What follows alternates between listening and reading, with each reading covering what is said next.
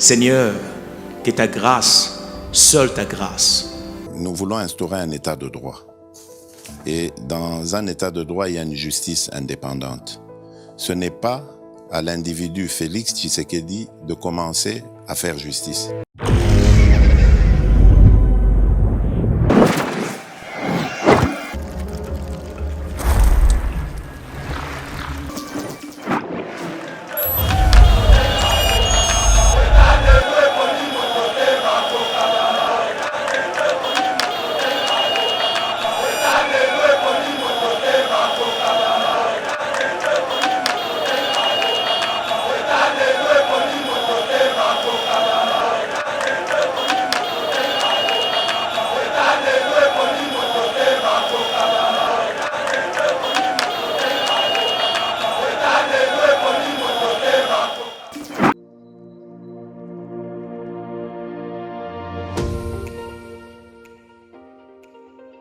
La République démocratique du Congo est un géant au cœur de l'Afrique. Le géant a été blessé à cause de multiples guerres causées par la mauvaise gestion de ses immenses richesses tant convoitées. Lelo géant a telemi pona kotonga mboka na ye na ba élite ya sika ba congolais nyonso ya mboka pe bandeko ya diaspora. Plateforme projetrdc.com ezopesa ba opportunité ya ko travailler ensemble à distance. Kokoma investisseur to actionnaire pe ko investir na ba projet de développement na RDC. Projet RDC est une plateforme professionnelle développée en Allemagne par M. Max Kachama pour soutenir les investisseurs congolais. Une plateforme professionnelle avec plusieurs services comme Cash Money pour assurer avenir na yo pe ya bananayo. Yaka ko investir na bourse internationale, il y a actifs, il y a Facebook, Google, Mercedes, Bitcoin et autres. Projet RDC gère plus de 30 millions d'actions et crypto de ses actionnaires en bourse. Projet RDC crée la nouvelle et première classe d'entrepreneurs et investisseurs congolais qui investissent avec toute assurance et transparence en bourse internationale.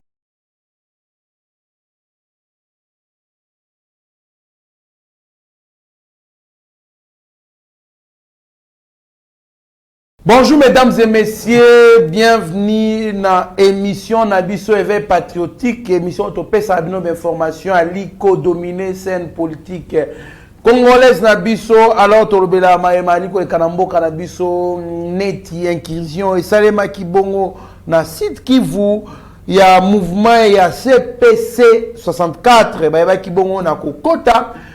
Ko intoxiqué bongo ba élève ya école catholique po ba yeba na hospital wa Mandoki na bula ke ba libérer Congo. Donc tolobela ngo na kati émission oyo tolobela pe retour ya mokonzi mboka bongo Jean-Marc Kabund, président ya IDPSP, premier vice-président ya assemblée nationale ali ko senga na ba imboka nyonso bakende ko yamba mokonzi mboka mokolo mwa lobby à partir ya 9h na aéroport Yanjili, tolobela peli susu bongo FCC bali kosenga na gouvernement ba supprimer taxe ya RAM pe bali kosenga na gouvernement azwa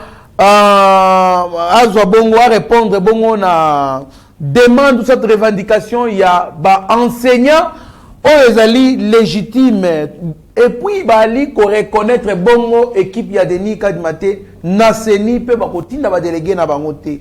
Délice Sanga qui quitte l'union sacrée, mais la grande partie y a parti na e baboy balobi bango ba otika obe na président Félix. Le salaire de base des fonctionnaires connaîtra une augmentation de 45% dès le deuxième trimestre de 2022. Torobela on a 4 émissions. Marche, il y a bloc patriotique, il y a le 6 novembre.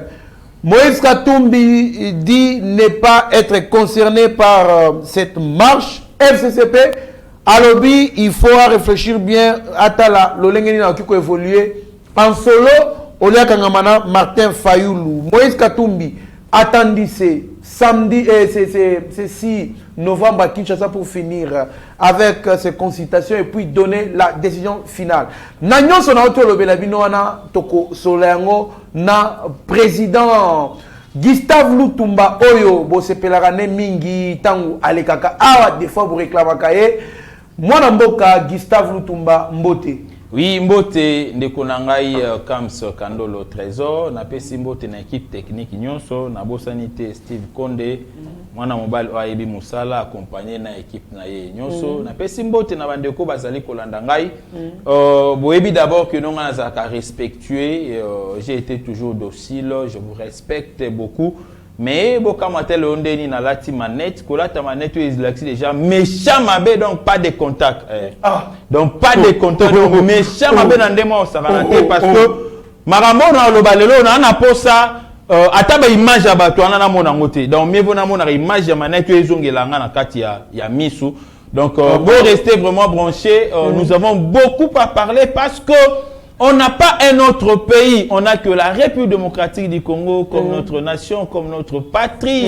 Et Babiso Oyo, tozali ba demi Dakarté, tozali ba 100% congolais, maman, papa congolais et surtout que tobotami na kati ya Congo, nous n'avons pas d'autres nationalités et nous comptons que na pays na biso la République démocratique du Congo sur ke liboso, biso pe toke liboso, tozongi sima, biso pe tozongi sima. Donc le lot et kozala opesi mbwa aboyi bafwa bachala putule komata makala non lelo putule rotika la makala nde komata. Merci beaucoup président Gustave Lutumba. Tolandi biso nyonso ezaki ya koinda makasi na kwemo na site Kivu kuna kote ya Bukavu. Ya un mouvement CPC 64 oyo bayebi na kokota ko attaquer pona ko loba ete bali ko libérer peuple congolais. Président Gustave tango yoka ki ango likambo wana et ça là qui on ndenge komona que il y a deux provinces qui ont des problèmes sérieux là-bas au Bali ko bunda ba décréta qui état de siège kuna nord Kivu na Ituri, mais à notre grande surprise balingi suba attaquer province de na Kimia. Site qui vous réaction na oui nalingi na réaction na ngai soki ezali na ba conseiller chef de l'état en matière de sécurité bazali kolanda ngai en tout cas balanda nga na bokebi nyonso le ministre de l'intérieur Aselo alanda nga très bien les gouverneurs ainsi que na ministre de l'intérieur provincial ya Bukavu balanda ngai très bien. Il n'y a pas eu incursion. Il n'y a pas eu incursion.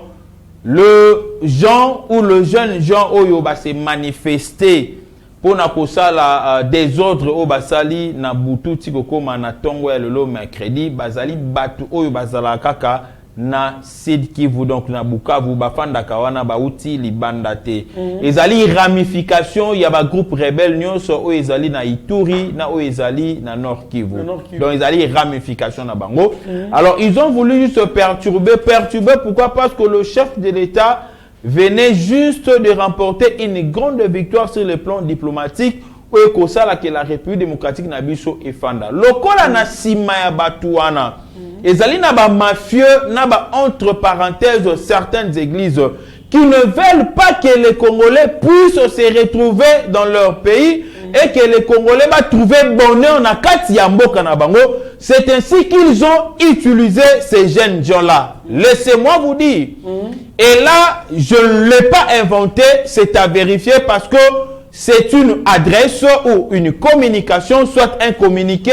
Il y a secrétaire provincial, il y a jeunesse estudiantine, il y a université catholique de Bukavu, ICB. Le monsieur là a dit ceci parce que j'ai son nom ici. Ceux qui n'a coquille, vous expliquer rapidement. Combo naye, si je l'ai encore ici, le bas peut-être Eki Mangai.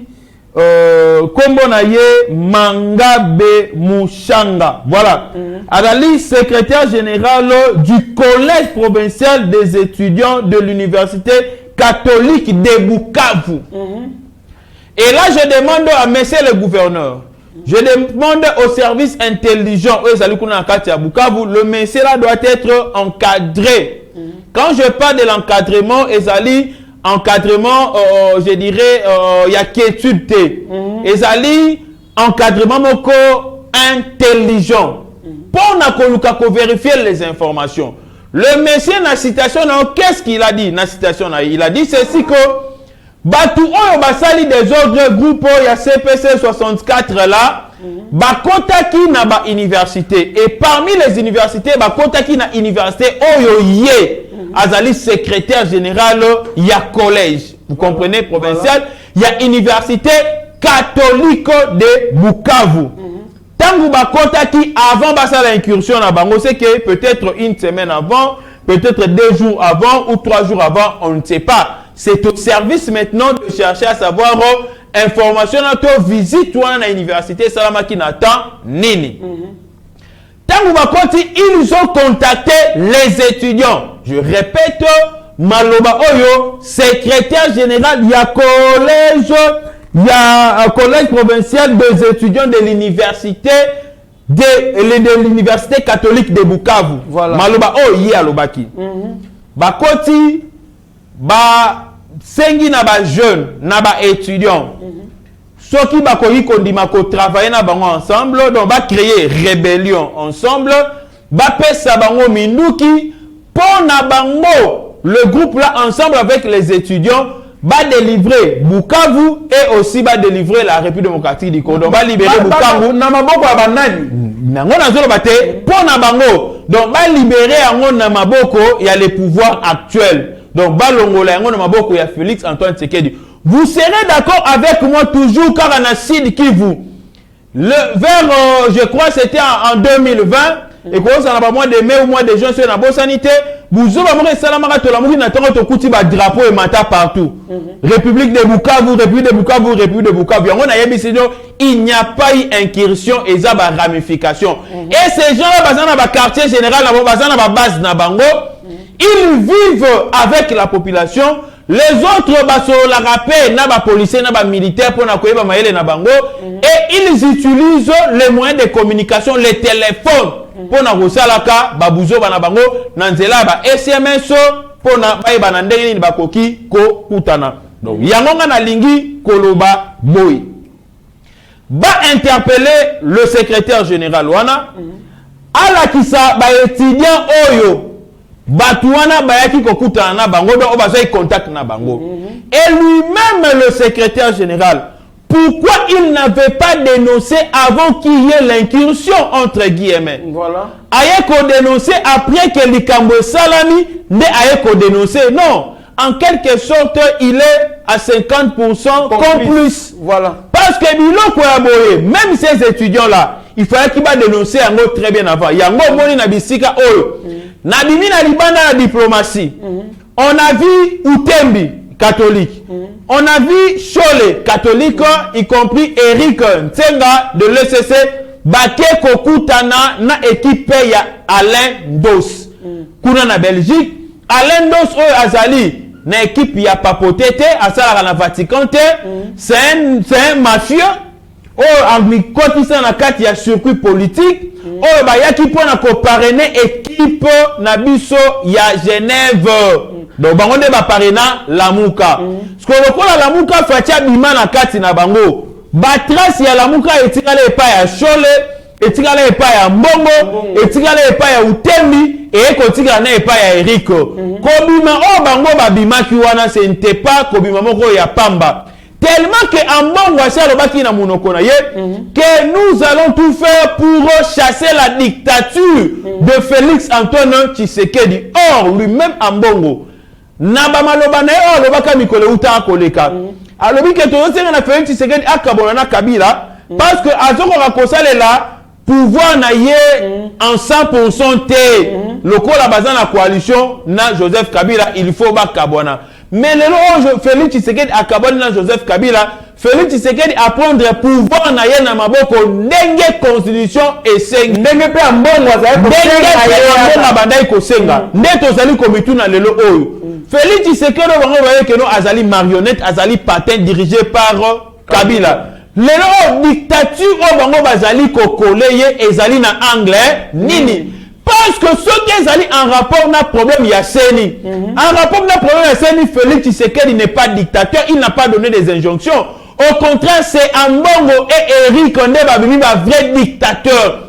Ils n'ont pas voulu se soumettre à la logique démocratique. Ils n'ont pas voulu respecter leur charte. Yango moni évêque Oyo, ya Butembo na évêque Oyo, ya Kasai. Balobaki que le problème ezali na le président SNT, mais le problème ezali tondimake to échouer en rapport na ba dispositif ya charte na biso ne éclouer biso. Biso moko to chaki. Donc oyo biso moko to chaki, vous comprenez? Donc lelo oyo nga na dingi koyebisa na batu ke makambo ezali kosalama na este wana oyo uti kosalama na Bukavu ezali juste une vaste blague.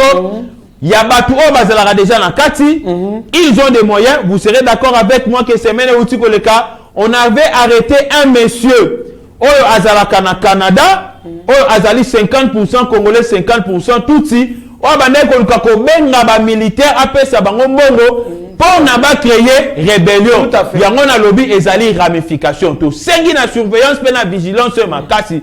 S'il faudrait que ko intensifier état de siège kuna pe na Bukavu ezala intensifier parce que on ne veut pas des aventures.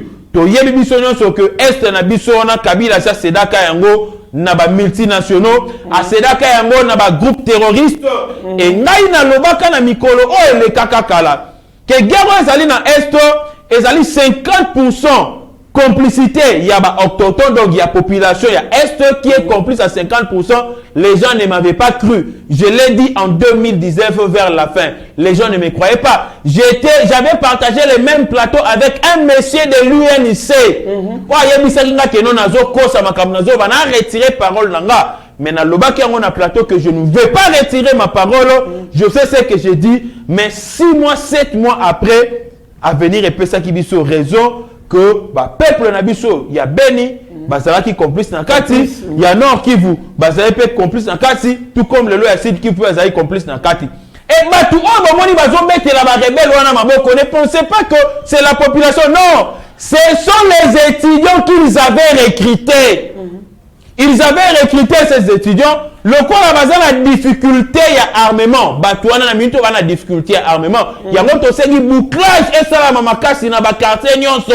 Bakota balandela bato ba okuta ba na ba minuki. Ceux qui basé ba militaire te ba récupérer ba. Merci beaucoup en tout cas et zali pas mingi soki to ali ko comploter contre mboka na biso moko mais toyebi ke na pouvoir na régime Zambé oyo ba congolais ba sambela kalobaki ba traître nyonso ba kozala mise à l'écart ba traître nyonso ils seront mis à l'écart.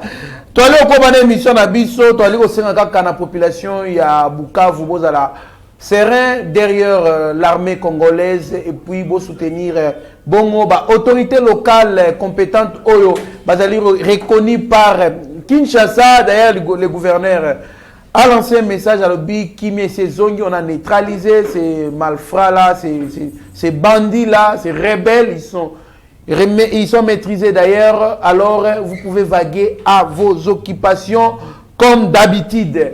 Président Gustave Mokozamboka, après avoir réussir avec grande distinction diplomatie libanda na bisikan sur les cas qui ali kozong à lobby. Alors il y a le président Jean-Marc Kaboun, le président Aïe de l'IDPS, en même temps le premier vice-président de l'Assemblée nationale, y compris le président de l'Assemblée nationale Mbosoko Diabali Kosengana bakino nyonso baza lobby na aéroport bayamba Mokozamboka. Réaction na yo. Réaction na ngezali omoni lobby koya à président Félix Tshisekedi a joué lokola un homme politique té mais toyamba lokola RDC tangu tozwaka coupe d'Afrique en 1974 parce que oya kendai kobunda la bataille diplomatique Congo et Tchamara na se ba sapatu ya bato Congo ezalaki négligé Congo banda occupé ango le sous-souté mais na ina tali soyo omona kaka na babilili comment est-ce que la République démocratique du Congo a été, je dirais, au zénith diplomatique, je dirais, na COP 26 tout comme na COP 20. Tala kaka emplacement ya drapeau na biso. Drapeau na biso bandoza na soukate. Drapeau na biso eza soit na katikati côté États-Unis, côté France, soit côté Grande-Bretagne. Vous voyez donc c'est-à-dire to côté na kati ya ba grand ba yé ko mettre biso en sécurité dans la G20 entre États-Unis et France. Voilà. Et entre États-Unis et Grande-Bretagne. Donc c'est pour nous dire que le chef de l'État a accueilli Matissa, République démocratique du Congo au Conseil des Nations. Vous savez, quand on tombe tarama solo ya développement na kati ya mboka, tombe tarama solo ya ba misaya na kati ya mboka, les Congolais eux-mêmes ne peuvent jamais se donner du travail, tous à la logique. Et avec les investisseurs autour na bango, bazaba investisseurs, il y a ba basse classe. Quand je dis des basses classes, Kabila avait beaucoup traité avec des particuliers. Moi, les Chinois, les Indiens, ce n'était pas avec les gouvernements responsables. Mais Félix Tshisekedi, il aurait fallu même biso na standing drapeau. Voilà. Américain, ko respecter biso. Ça fait très longtemps drapeau à RDC. Très bien entouré, très bien sécurisé. Cela veut dire que notre continent il y a cours de grand. Vous comprenez? Voilà. On a négligé même d'autres présidents. Vous voyez comment est-ce que Joe Biden a boyé qui kotika Félix Tshisekedi azolanda ekaka pesa mbote na makasi. Vraiment. Ayebi sabutu fati na gina memo na mukongo fati abi na kilo koleka na beto kweya. Vous comprenez? Donc azoko va kotika fatite. Et c'est tout le monde qui voulait apprécier et approcher le président Félix Antoine Tshisekedi. Cela veut dire que Congo ni solo na ngwe betami. Voilà. Batu bazaki na posa ba mona un président a ramené Congo na kati ya ba pays, na kati ya ba décideurs. Congo banda pe ko siéger parmi les décideurs. Voilà. Donc actuellement dans le monde entier, parmi les 26 pays décideurs, la RDC a se figurer dans le cadre. Parce que le président Moussou Bakenda et dans quatre Afrique, le président Moussou Bakenda était na COP 20, c'était aussi la même chose. Donc c'était vraiment une diplomatie très bien réussie. Yango moni chef de l'État. Ayabisi na bateau ba Saint Thomas, ba buka mona buka kwikila lobi que le résultat de tout ce que je fais, vous allez les vivre en 2022. Parce que diplomatie est à la rabongo. Le chef de l'État a bounda qui peut na kobenda ba investisseur. Mais le kola Kabila mwanga Congo na se ya mai na se ya libunu. Investisseurs quand on va Congo et le chef de l'État ne devrait que multiplier, je dirais, des voyages. Voilà. Voyage joannés ali pour na yé mon côté. Tout le temps va mettre en sur la voyage. Félix Tshisekedi étant comme président de la République. Ayeba déjà bilingue avion. Ayeba déjà malili ya poto. Vous comprenez? Batebele o bacha bambanga ba finga parti, abatinga fati. Nadana ngako critiquer bangote. Mais tant mususu bango ba se limitaka na koluka nkai. Et ben mususu ba se limita tant mususu na okumba vélo ya kinga. Et puis vélo ya kinga na mboka. Mususu tant mususu ta voiture ya pambo akumba te. Mais il veut insulter facilement Félix Tshisekedi. Wa ça mais ça na kana avion. Azo kabilenga ko voyager non.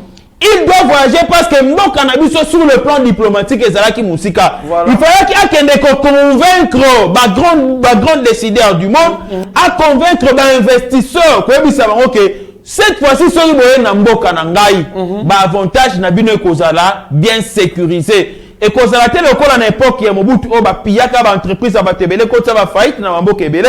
Et qu'on a été le cas à l'époque, il y a Joseph Kabila, Soroye, au Koutika, Chinois, makambo ya malamu ezalité ba blanchissement d'argent ba détournement na ndenge moko ya kosakana te mais fatia lobi na tana ye makambo nezo kozala na kimia.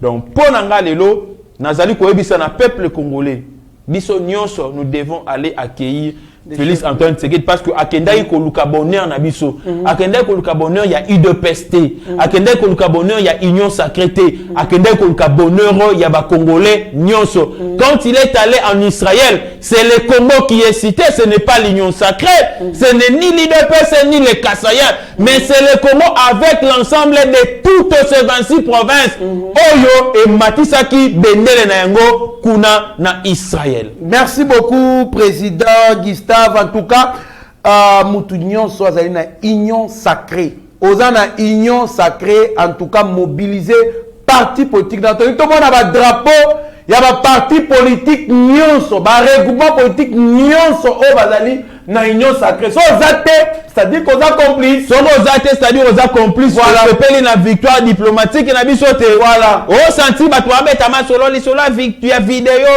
Oh fati anga pesa na mbote na Emmanuel Macron leke non. Na ina bisa na batu que Emmanuel Macron ezali jalousie.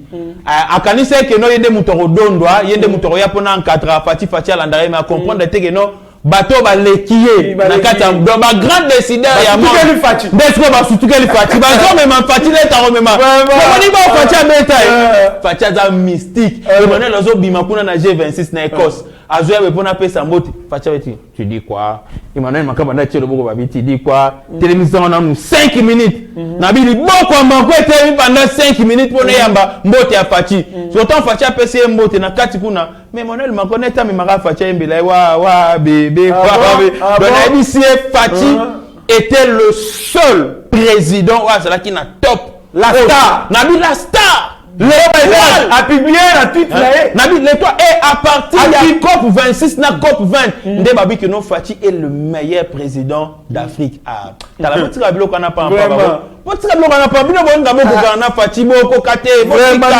diplomatie à Fati ndesali ke babo ya koyamba utembi babo ya koyamba abeshole ndoi ya petit na ngana quartier mabeshole wana na Eric Senga baboy koyamba bango na Belgique et pas ministre des affaires étrangères si on koyamba binote na Angola pe babo koyamba bango. Merci beaucoup en tout cas ezali pasi mingi tokosepela makasi lobby donc to ya mokonzi mboka to faire inonder bongo tronçon ya banda de bonhomme ndenge na lobaka donc tozaka poma tete ti aéroport et kozala bien makasi RDC. Voici les déclarations fracassantes de cadres du FCC qui exigent la suppression de la taxe RAM et demandent aussi que le gouvernement réponde que le gouvernement puisse plutôt répondre aux revendications des enseignants. Donc, Baliko Senga va supprimer taxes, le gouvernement répondre favorablement à la revendication et à l'enseignant puisqu'ils sont légitimes selon Bango. Et puis, les FCC disent ne pas reconnaître l'équipe de Denis Kadima na Seni et puis Bakotika la délégué membre de Bangote. Réaction au président Gustave. Oui, réaction d'abord FCC c'est le roté dans Katamboka parce que pas signé sur biso tout monde ezali grâce à FCC. Donc le oyo soki ba komi ko sakana na bonté à peuple. Dans la route bonté à peuple té bonté à Fati. Parce que Fati tant a vu pouvoir la population nigérienne qui na départ ya ba kasi kinyo sur FCC. Ba msuku ba komi na makanso ndo côté la bana ba parler ko beta bango bani Fati le bino non je suis le père de tout le monde. Botika bango bafanda ils sont congolais ba mususu ba revenir à la raison ba oyo ba comprendra que ils sont congolais ba revenir à la raison mais ba ba comprendra que bazali nous vivons ensemble et nous mourrons ensemble de Joseph Kabila nde batikali ko kanga makana Joseph Kabila parce que bazoko bakaka na rosala ka mabe na peuple congolais donc na makambu oyo etali bureau ya Seni bango bandima to bandima te d'ailleurs ezalaki apanage na bango te ezalaki nde apanage ya confession religieuse bon il fallait babimisa biso président ya Seni le reste des membres il fallait que chaque plateforme politique force politique na la société civile batinda batu na bango ba o batindi batu ba o ba bo tinda batu mais mécanisme mo re osala maka na batu ba roya vous comprenez et le bikaraté il faut mona Emmanuel Shadara ya wana pona keno ezala FCC to perdre non donc ba na lobi batu bazana bango ya FCC ba na poso roya na et puis ba roya na bango makambane ozana ngo fausse cop na o etali makambu ya RAM bande bona biso a perdre na ba te so mitu na bango ezala rapena normal to ezala na bongo na kati tikanga na loba bongo masolo ya RAM et bandi na gouvernement ya musique et bandi d'abord na 2002 proposition na yango et ko ça l'accentuer na gouvernement ya musique travaille avec qui avec Kabila le PPRD na Palou tu es comme matina ba 2012 to comme matina ba 2011 ba 2013 plutôt tu es comme na ba 2018 2019 tant que le gouvernement Ilunkamba a qu'à défendre, je dirais, programme naïe dans l'Assemblée nationale, Makambouane Ram ezalaki na kati. On a le député Moussous, il ne faut pas voter bango parce qu'il va zoba. Donc, on a dit que nos députés Moussou Bazali Bazoba vont interpeller dans l'Assemblée nationale. Oui, vont interpeller dans l'Assemblée nationale. Dans le lobby, nous que député Moussou Bazali Bazoba. Bazali Bazoba n'a nini. Parce que tant que nous avons déposé programme na gouvernement, même quand nous avons une taxe à ramo, ils ont n'a qu'à titre. Mais bah voter qui programme na wapi kuna na kati Assemblée nationale. Mais il fallait pas boya ngokuna. Yango na bi Bazali Bazoba. Donc on a 2023, il faut pas voter Kandolo, il faut pas voter Gustave, il faut pas voter Guili, il faut pas voter Cholet, il faut pas voter, je dirais, combattant le la table Delphin. Bon voter Bango, bon voter le Jean-Marc Kabounda, Augustin Kabouya parce que ce sont les gens qui réfléchissent. Bon voter Bisso, la Bamboso, un peu, le la Patricia Seya, les gens qui réfléchissent. Que moi que ne voter Bisso député Moroboye. Agotia Makelele parce qu'il fit journaliste, mais journaliste c'est mon koya ba diamba na ndenge moko ya kosamate.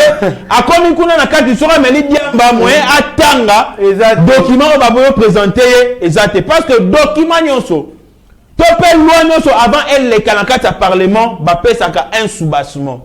Soit ekendaka na ba commission, soit ba distribuer la kango na député nyonso atanga à prendre connaissance. Menge ko kamwisa ngai. Parce que le programme, il y a gouvernement avant, ils ont défendu dans la plénière, il y a l'Assemblée nationale, Batinda Kayango, soit 48 heures avant, soit 72 heures avant, mais du moins, Batinda Kayango avant le jour de la plénière, distribuer dans la commission, distribuer dans la député, Batangi Yango, prendre connaissance pour que le jour où le gouvernement Zali Koya, par sous la conduite plutôt, il y a premier ministre qui présenté programme Nabango, député Bazala na ba remarque na ba amendement ya kosala. Mais à notre grande surprise et ça l'a raté pendant que le bureau était dirigé par Janine Mabundo ya FCC PPRD. Pendant que FCC PPRD bazala qui na majorité na kati assemblée nationale qui trompe qui y a on a bi ba député Moussous na ba FCC là ils n'ont pas de tête. Na oyo etali Likambo utuko bisangai ya ba enseignant. Ba tenir compte ya revendication ya ba enseignant. Oui. On est en train de tenir compte ya revendication ya ba enseignant. Mais tout ko brûler ba étape T. Le président Félix Tshisekedi a fait ce que Kabila n'a pas pu faire depuis 2006. Vous serez d'accord avec moi l'affaire Mboudi Bandi Banda 2006. Affaire Mboudi. Na 1+4 non, c'était d'ailleurs avant 2006 na 1+4 des affaires Yamboudi Banda qui c'était vers 2004 2005 accord Yamboudi et Bandi. Kabila naba ministre na nyonso naba vice-président na ils ont été incapables de honorer l'accord Yamboudi. Kabila tikali yemoko président de la République na 2006 à celui-ci premier 5 ans na yé incapable de réajuster le salaire des enseignants. Avec Kokota na deuxième quinquennat na yé incapable de réajuster. Avec aussi la 2 ans Yakimu Yibi Oyazwa qui en a incapable de réajuster. Mais le président Félix Tshisekedi Kokota Oyakoti soyons logiques, enseignant il a quand même 50 000. Oui. À combien 400 000. 400 000. Vous comprenez un peu? À combien 400 000. Soyons logiques. 400 000. Attends, tout qui nous t'aime à ma belle. On dit que ça la binonine. Au moins, ils sont encore lingi mutu tata salé le boulamu au condiment karaté. Il y a un moment où on ne combat pas Félix Tshisekedi ou Fati parce que il est incapable de satisfaire le peuple congolais, mais on le combat parce que c'est un homme de bien et que Balingi était. Dans le ministère il y a intérieur, Balongoli ba veuve na rente. Et ça qui 27 000 francs au Kabila Tika. Je vous dis, na tangu ya Fatiao, na mitotoro be komi 125 000 francs. 125 000. Donc, Fatia Baki Seli Bango Lokola, 98 000 francs. Nicolas 27 000 francs au Kabila. Na 2 ans. Na 2 ans. Toujours le bagage que nous Fatia Nayebi te to lingini mi Fatia banda koleka na banda kuna biso kabela biso damas. Ngana zuelaka mama na nga rente. Ngai na zuela mama na nga rente. Et le moins na 27 coûte 27 000 francs. Je doute fort. Je sais que peut-être Kabila Tika on a 15 000. Pourquoi? Puisque dans le moment où le président Fatia est déjà président, on a consommé les ceux qui papa Koufi. Il faut 6 mois et salaire est bim. Très bien. Donc rente-toi na habité ba tu bazay pour vendre ngai. Avant ba 4 salaire ba comme ça mission na rente. Na habité ba bazay aux combien? Mais on a na hebi après 6 mois wana ya ko salaire comme ya Koufi déjà ndeba ko tinda bino na rente. Parce que rentre quand à un moment Fatinga a coûté 27 000. Donc, je doute fort que ça a coûté 27 000. Donc, peut-être a coûté 7 000 francs. 7 000. Peut-être. Peut-être, oui. Oui. Parce que, dans le moment où on a touché 6 mois, il y a papa, dans la mère, Bakisaki, au moins 4 fois, Bakisaki, 20 000, 20 000, 20 000. Si le matin, on va avec ça 20 000, ça peut rendre. Très bien. Donc, je crois que et Matika a une valeur dans le moment il y a président Félix Awa. Voilà. Dans la minute où on va payer la mission intérieure, si je ne m'abuse pas, c'est libre agent, fonctionnaire, 100 000 francs chacun. Très bien. Ça ne se dit pas. Non, écoutez, il y a un batu ya lolenge wana o ya kimutema be o baina fachi. Vous comprenez? Donc, bazo ina fachi te po na fachi aza incapable ya rosala bolam na peuple congolais. Non, fachi rosala bolam ebele na peuple congolais. Mais le la bango bala na posa système o ya bango ya ba mafia wana. Etika la bayi baka peuple congolais mbongo mona na raté. Au moins c'est pour la première fois banda Congo ezala Congo o tout ça li recette directe il y a 4 milliards de dollars. O etika la jamais ko sala banda Congo ezala Congo et toye ko koma 1 milliard batika na 18 ans bachela ngo makelele. Bachela ngo makelele. Mais dans 2 ans, alobi biso na 2 ans. 4 milliards wana on alobi eza ku tout réserve d'échange té. Mais ali recette o tu ko sala ma année o. 4 milliards du coup ekoti. Tokie ko défaté 4 milliards du coup. Et sur Otali réserve d'échange na biso le to comme na 4 milliards de dollars. Vous allez me dire que non Fati n'est pas en train de travailler. Fati o sala musala mais bato va comprendre que système o Fati nango bango na ba partenaire na bango ba koyeba na ko profiter té. Congolais fongola mis fongola mato yo kangai. Et ça na bato o basi ba négocier à côté kamboka na biso avec intelligence, c'est-à-dire ba teka biso mboka mo biso te ba kimon mboka tekama ezate. Bazo ba secteur mususu ba kaba yango ba tiamo ba rebelle moko bazalaka wana. Les rebelles sont payés na circuit na bango. Pour na bango basala ka ba exploitation ya ba minerais. Et ceux qui peuple ameki ko timbela ba bandi ko ma peuple. Le lo ko yebisanga que non le président Félix Tshisekedi mutabo ma batuna est ce n'est pas le président Félix Tshisekedi. Ezali kaka ba groupes armés au Kabila tikaka pendant 18 ans. O basi ba koma et koma cop. O pe ba petit mususu basi ba mesana et puis biloko mususu ba tu faut ba comprendre. Ba guerre ya est wana koma lokola kulu na ndenge sala ma la Kinshasa a. Do ba petit mo na ba quartier ba maître basi ba yokana. Bana système na bango so mpia kebeti bango babimisi ba machette bakeko papa batu botoli ba chombo botoli biloko ba yeba envoie na bango mais ba chef à quartier pe ba yeba bango ya on a bien na ministre de l'intérieur à Selo. Tu dois aider le chef de l'État. Na éviter ceux qui musala na ezalaka ya contrôler ba gouverneur au coopérer na ba gouverneur sur obetama solo nini na yebité. Mais pourquoi pas komati na ba chef ba quartier? Il fallait qu'on inspecte ba chef ba quartier parce que bon on doit une relation directe na bato bazali na juridiction na bango. Ceux qui ba un civisme on ezali ko mais les ali ko sila mbala moroté. Le chef du quartier aussi, taux des quartiers ba yebipe moi likamomoko nakati. Merci beaucoup président Gustave Tokomo Chité. L'émission Nabiso, les salaires de base des fonctionnaires connaîtra une augmentation de 45% de deuxième trimestre 2022. Protocole d'accord entre le gouvernement et l'intersyndical national de l'administration publique INAP. Wana, ils arrivent toujours pour le bien-être congolais. Donc, salaire et commentation, on touche à 500 $. On va toucher 900 $. 45% d'augmentation de salaire. On va toucher 900 $. Donc, on va toucher plutôt 700 $. Parce que ça là, la moitié, on a donc à peu près 45%, c'est à peu près 50% d'augmentation. Très bien. Donc, on va vous prendre. Donc, ce qu'on va toucher 500 000 francs, par exemple, parce que l'État congolais paye en francs. Oui. 500 000 francs, on va nous toucher 700 000, 750 000 francs congolais. Moi, je Gustave, un mot et bon, en tout cas, c'est pour la toute première fois Banda Congo Ezala Congo, tu expérimenter le quoi. Bon, et là, c'est que le président Félix Tshisekedi Azana Bolunga Kosa de la population de l'âme. Mais bah, il faut pas comprendre. Diabolisation, au moins diabolisation, on a condamné Nangaï vraiment bateau peut bazali ko diaboliser. Vous savez que peut-être n'a pas choqué Batumoussoussou. Le chef de l'État a un service de communication à niveau à la présidence. Celui de la communication là, il fait fonctionner Makassi. Vous comprenez, il fait fonctionner vraiment très très Makassi. Il y a des réalisations chef de l'État vous comprenez, c'est bango baza Makassi.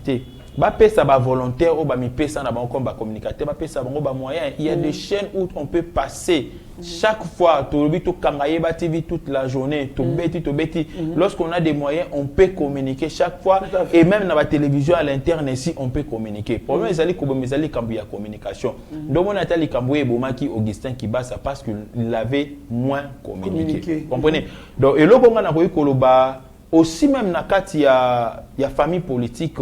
Je dirais, il y a chef de l'État. On ne doit pas se limiter seulement à la communication parlementaire debout. Oui, le parlementaire debout, nous communiquons, bien sûr.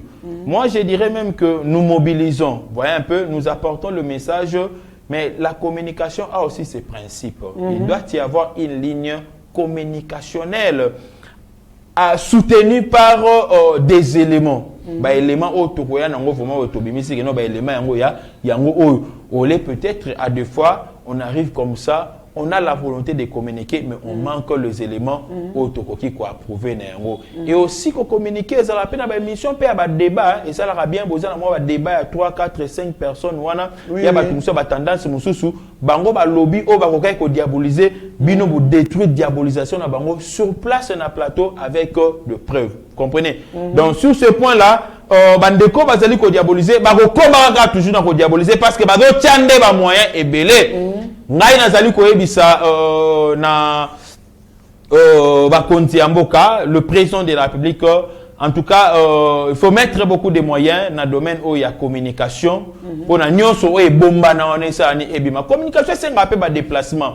Bokiti mo bisika mo bo sankeri na situation mo boye. To rekomata msusu tata moi Goma. Et na musala mo chef de l'État sali peut-être na Goma o ti lo batu ba ebité. Et c'est ngaka teke no sukaka na kwa Goma mais il faut yati ana Kinshasa parce que Kinshasa des alliés miroirs. La base c'est ici à Kinshasa. Donc bref, alali ko ebisa bateau va parler na biso na communication, je ne veux pas citer les noms, peut-être bazali ko landa pe biso bateau va parler na biso na communication en tout cas bon mettre ba moyen et belé bateau bazo parler biso bakandolo bazo parler biso ba chole bateau va parler biso ba pasteur Gili bazo parler biso ba René bazo parler biso ba Eric bazo parler biso je dirais ba mwana koli ba yokaso donc nazo lo bakara bo comprendre parce que tout ne peut pas être dit ici. Mettez les moyens, nous sommes prêts à vous rendre un grand service. Peut-être que notre tigre attend à cinglé. Il y a pas pour nous communiquer. Nous allons le faire, mais à deux fois nous sommes limités. Quant à ceux qui diabolisent,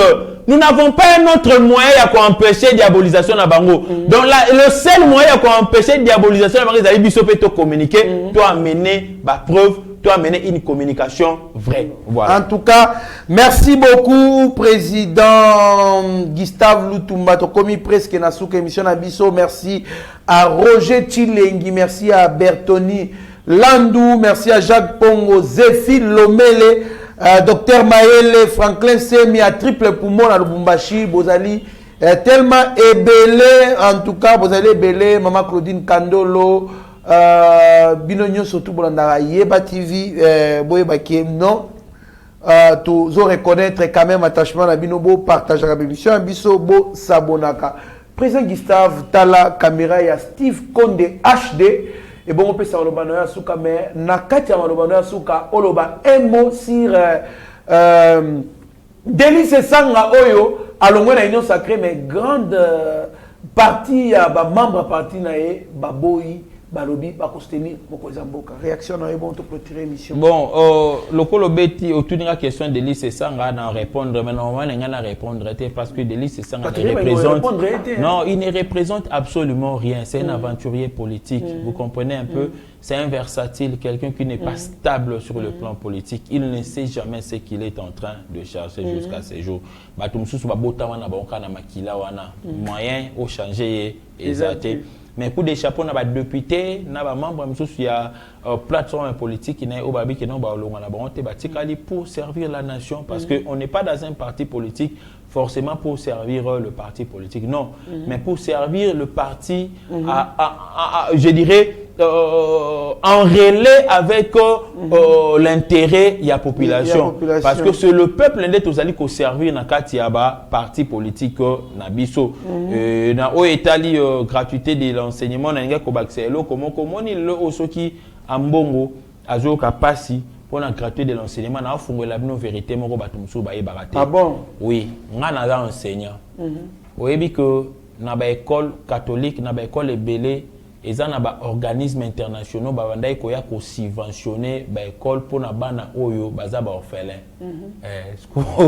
école ane ya ba paquet subvention ya ndeni na bi subvention ya ndeni école déjà va ser obexa orphelin parce que banda ko foutela bano ba orphelin bano baza ba handicapé bano baza ba délaissé les enfants de la rue vous comprenez na je songa na bana o nga na tangisa ba mbongo pe banda ko ya ya ndenge nini ka la coupe est vidée na pesi mbote na mama Chantal Masegu na pesi mbote na prof Kazadi na pesi mbote na papa Mukuna soko Olanda ngai obenga ngai parce que na perdu qui peut ba coordonner na yo na pesi mbote na Cyril Asolo na pesi mbote na membre to Azafach na pesi mbote na équipe nyonso ya Eba TV na pesi mbote na ba communicateur nyonso o ba soutenaka ba institution de la République na pesi bino mbote na tombeli bino kaka bolingo nde za kati na biso parce que sans bolingo za la passe pour na tout percer nous devons savoir nous supporter mutuellement et c'est ka batu bazali